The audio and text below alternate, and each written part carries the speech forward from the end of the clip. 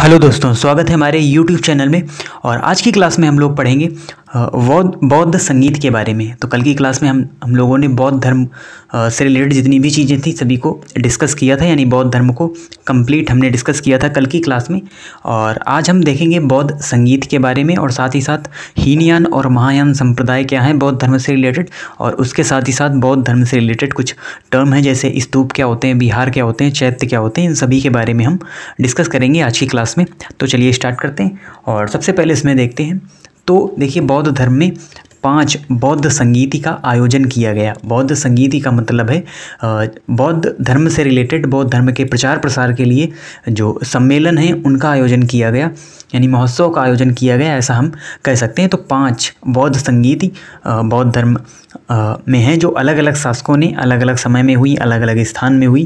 तो इनसे रिलेटेड काफ़ी सारे क्वेश्चंस हमारे एग्जाम्स में पूछे जाते हैं, तो उन्हीं को हम डिस्कस करेंगे 5 बौद्ध संगीत के बारे में। और साथ ही साथ जानेंगे जो बौद्ध धर्म का विभाजन हुआ हीनयान और महायान में, तो उनमें क्या डिफरेंस होता है। तो सबसे पहले जो प्रथम बौद्ध संगीति है, इसका आयोजन किया गया 483 BC में, यानी BC का मतलब ईसा पूर्व। 483 BC में इस संगीति का आयोजन किया गया। तो आपको सन याद रखना है और साथ ही साथ जो प्लेस है वो याद रखना है। 2 चीज़ें बहुत ही ज़्यादा इम्पोर्टेंट है एग्जाम्स पर्सपेक्टिव से, और साथ ही साथ जो शासक रहे, जो अध्यक्ष रहे, उनके बारे में भी हम आपको यहाँ पर बताएंगे। तो देखिए जो प्रथम बौद्ध संगीति है उसका आयोजन कहाँ किया गया, तो ये किया गया राजगीर में। तो राजगीर में प्रथम बौद्ध संगीति का आयोजन किया गया। और इस समय शासक कौन थे, तो शासक थे अजातशत्रु। तो अजातशत्रु शासक थे प्रथम बौद्ध संगीति के समय। और हम आगे पढ़ेंगे भी इनके बारे में, अजातशत्रु के बारे में, जब आगे हम कई सारे वंश को डिस्कस करेंगे, जैसे हर्यक वंश है और भी जो मौर्य वंश है, इन सभी को हम आगे डिस्कस करेंगे। अभी हम बौद्ध धर्म से रिलेटेड जो संगीति हुई हैं उनका हम पहले उनको देख लेते हैं। तो और फिर इस सभा के जो अध्यक्ष हैं, इस संगीति के अध्यक्ष हैं, वो बनाया गया महाकश्यप। तो महाकश्यप इस प्रथम बौद्ध संगीति के अध्यक्ष रहे। तो इस प्रकार से 483 BC में प्रथम बौद्ध संगीति का आयोजन किया गया राजगीर में, और साथ ही साथ शासक थे अजातशत्रु, अध्यक्ष महाकश्यप। अब देखते हैं हम द्वितीय बौद्ध संगीति के बारे में। तो द्वितीय बौद्ध संगीति, इसका आयोजन किया गया 383 BC में। तो देखिए यहाँ पर वो 483 BC में थी, ये 383। तो हमने आपको कई बार बताया है कि जो BC वाला टाइम पीरियड है, यानी जो ईसा पूर्व वाला टाइम पीरियड है, वो उल्टा चलता है पहले, और फिर जब वो AD में आ जाता है तो फिर वहाँ से वो टाइम पीरियड सीधे चलने लगता है। तो इसीलिए 383 BC में द्वितीय बौद्ध संगीति का आयोजन किया गया, और वो भी कहाँ, वैशाली में। वैशाली में द्वितीय बौद्ध संगीति का आयोजन किया गया। और इस समय जो शासक थे वे थे काला अशोक। काला अशोक शासक थे द्वितीय बौद्ध संगीत के समय। और साथ ही साथ अध्यक्ष यहाँ पर बनाया गया साबक मीर को। साबक मीर इस समय अध्यक्ष थे इस द्वितीय बौद्ध संगीत के, और शासक थे काला अशोक।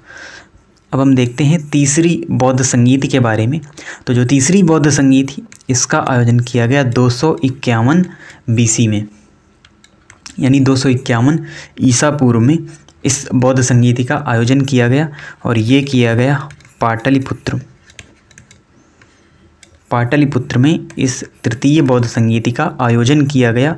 और इस समय शासक थे अशोक।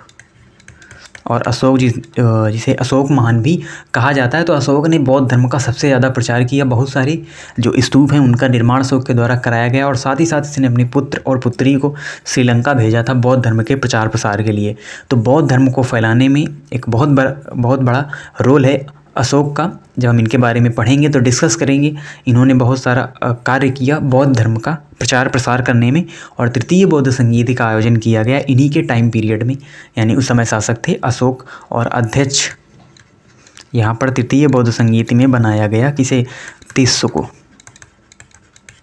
तिस्स इस समय शासक थे, अध्यक्ष थे तृतीय बौद्ध संगीत के, और शासक अशोक। और तृतीय बौद्ध संगीत का आयोजन किया गया पाटलिपुत्र में। और फिर आती है चतुर्थ बौद्ध संगीति। तो चतुर्थ बौद्ध संगीति, इसका आयोजन किया गया प्रथम सदी में। तो अब यहाँ से क्या होगा, अब यहाँ से जो टाइम पीरियड है वो चलने लगेगा एडी में, यानी जो अगली बौद्ध संगीति हम पढ़ेंगे वो होगी एडी में, यानी अब ईसा पूर्व से टाइम पीरियड यहाँ पर बदल जाएगा ईसवी में।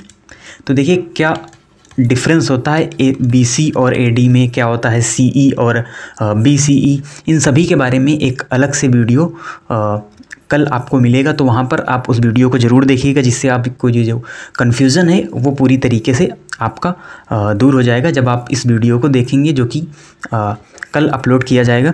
तो इसमें हम डिस्कस करेंगे वीसी और एडी में क्या डिफरेंस होता है, साथ ही साथ बीसीई और सीई में क्या डिफरेंस होता है।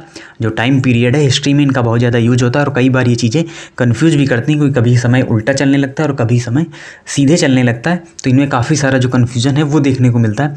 तो इसके बारे में हम डिस्कस करेंगे डिटेल में कल की क्लास में, और कल आपको इससे रिलेटेड वीडियो मिल जाएगा, तो उसको आप ज़रूर देखें। तो प्रथम सदी में इस चतुर्थ बौद्ध संगीति का आयोजन किया गया, और ये किया गया कश्मीर के कुंडलवन में, जो कि कहाँ है, जो है कश्मीर में। तो कश्मीर के कुंडलवन में ये चतुर्थ बौद्ध संगीति का आयोजन किया गया, और इस समय जो शासक थे कनिष्क, यानी कनिष्क के शासनकाल में चतुर्थ बौद्ध संगीति का आयोजन किया गया।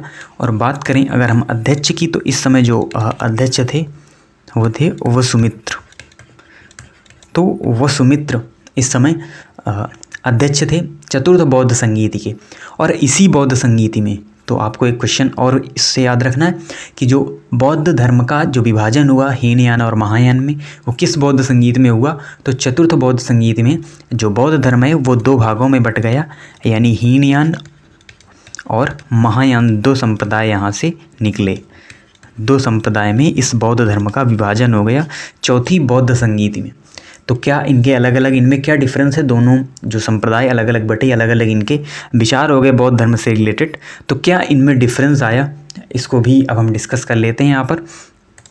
तो देखिए जो बौद्ध धर्म में हीनयान और महायान दो शाखाओं में जो बौद्ध धर्म है उसका विभाजन हो गया। आगे जब हम जैन धर्म के बारे में पढ़ेंगे तो हम वहाँ भी देखेंगे जैन धर्म का भी दो भागों में विभाजन हो गया था। तो हीनयान और महायान में क्या डिफरेंस है। तो जो हीनयान संप्रदाय के लोग थे बौद्ध धर्म से ही रिलेटेड, तो जो हीनयान संप्रदाय के लोग थे ये मूर्ति पूजा में विश्वास नहीं रखते थे, मूर्ति पूजा में विश्वास नहीं। और जो महायान संप्रदाय के लोग हैं ये मूर्ति पूजा में विश्वास रखते हैं, यानी ये मूर्ति पूजा को मानते हैं। मूर्ति पूजा में विश्वास महायान संप्रदाय के जो अनुयायी हैं। और उसके बाद हीनयान जो संप्रदाय है वो भगवान बुद्ध को, यानी जो संस्थापक हैं बौद्ध धर्म के, तो ये बुद्ध को मनुष्य मानते हैं, ना कि भगवान। तो जो हीनयान संप्रदाय के लोग हैं ये महात्मा बुद्ध को मनुष्य मानते हैं, और जो महायान संप्रदाय के लोग हैं ये महात्मा बुद्ध को भगवान का दर्जा देते हैं, महात्मा बुद्ध को भगवान मानते हैं। और फिर तीसरा पॉइंट इसमें आता है कि जो हीनयान संप्रदाय के लोग हैं इनका कोई तीर्थ स्थान नहीं है, यानी जब ये मूर्ति पूजा में विश्वास नहीं रखते तो इनका कोई तीर्थ स्थान भी नहीं है। और जो महायान संप्रदाय के लोग हैं इनके 4 तीर्थ स्थान हैं। महायान संप्रदाय के लोगों के 4 तीर्थ स्थान हैं। और इसमें 4th पॉइंट आता है कि जो हीनयान संप्रदाय के लोग हैं ये आपको कहाँ मिलेंगे, तो ये श्रीलंका, इंडोनेशिया और म्यांमार वाले एरिया के जो भी बौद्ध धर्म से रिलेटेड लोग हैं वो सभी हीनयान संप्रदाय को मानने वाले हैं।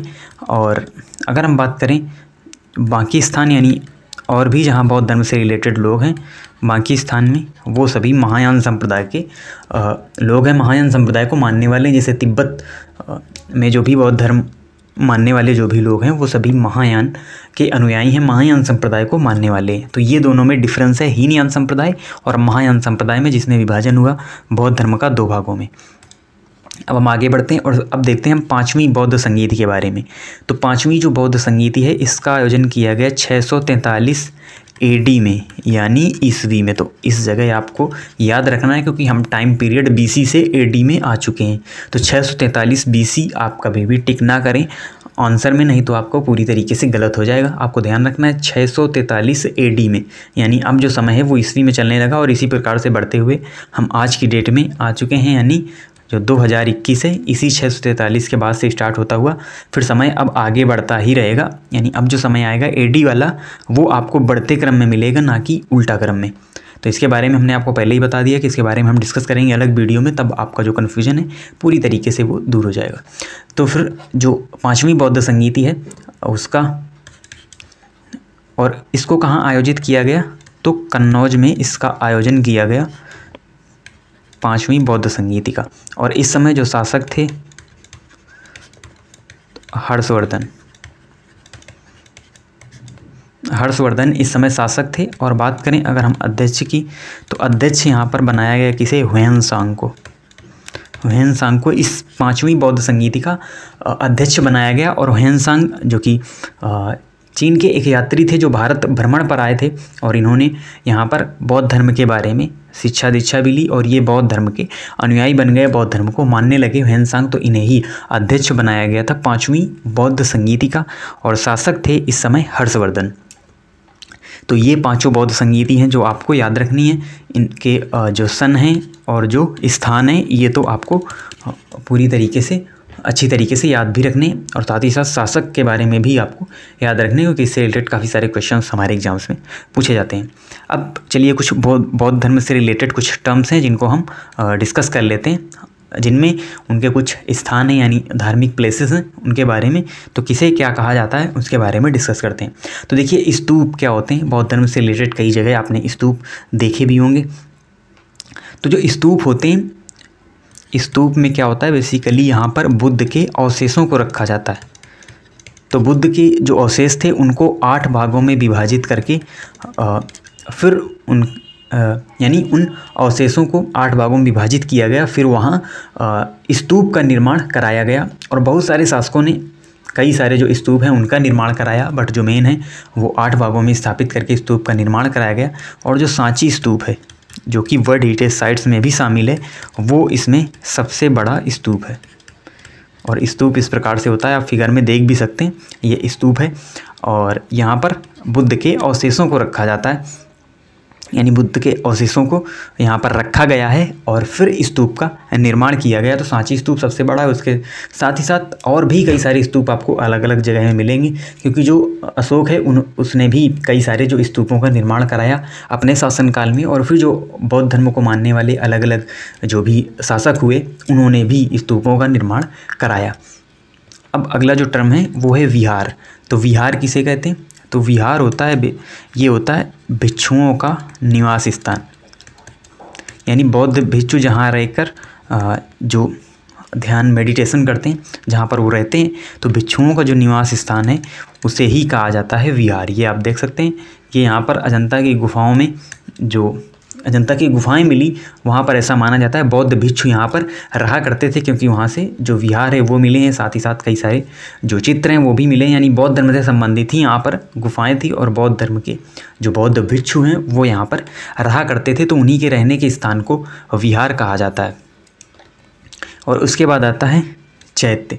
तो चैत्य क्या होता है, तो ये होता है पूजा स्थल, यानी जहाँ बौद्ध धर्म के लोग पूजा करते हैं, जहाँ पर बौद्ध भिक्षु पूजा करते हैं उसे चैत्य कहा जाता है। इस प्रकार से मंदिर टाइप बना होता था बीच में, और यहाँ पर बौद्ध भिक्षु बैठकर भगवान की पूजा किया करते थे, महात्मा बुद्ध की पूजा किया करते थे। तो उस पूजा स्थल को ही चैत्य कहा गया है। और ये जो चैत्य हैं, विहार हैं, ये सभी आपको मिलेंगे अजंता की गुफाएं में, और अजंता की गुफाएं भी वर्ल्ड हेरिटेज साइट्स में शामिल हैं, और इनके बारे में हमने डिटेल में पढ़ाया भी है। तो आप वो वीडियो जाकर वहाँ से देख भी सकते हैं, स्टैटिक जीके वाली सीरीज़ में प्लेलिस्ट में जाकर।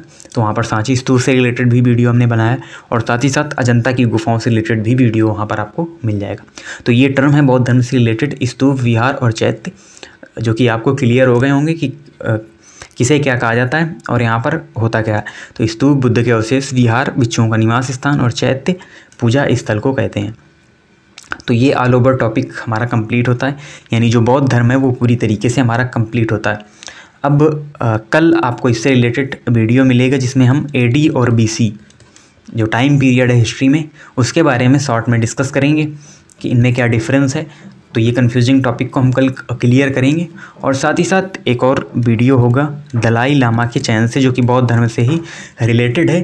तो उस वीडियो में आप जानेंगे कि दलाई लामा का जो चयन है वो किस प्रकार से किया जाता है और इस समय वर्तमान में कौन दलाई लामा है और वो कहाँ पर रहते हैं और क्या प्रोसेस होता है इनको खोजे जाने का, चुने जाने का। तो एक इंटरेस्टिंग सी यहाँ पर स्टोरी है, प्रक्रिया है इनको चुने जाने की, इनको खोजे जाने की दलाई लामा को। तो बौद्ध धर्म से रिलेटेड है, तो ये भी एक शॉर्ट वीडियो होगा जिसके बारे में हम डिस्कस करेंगे।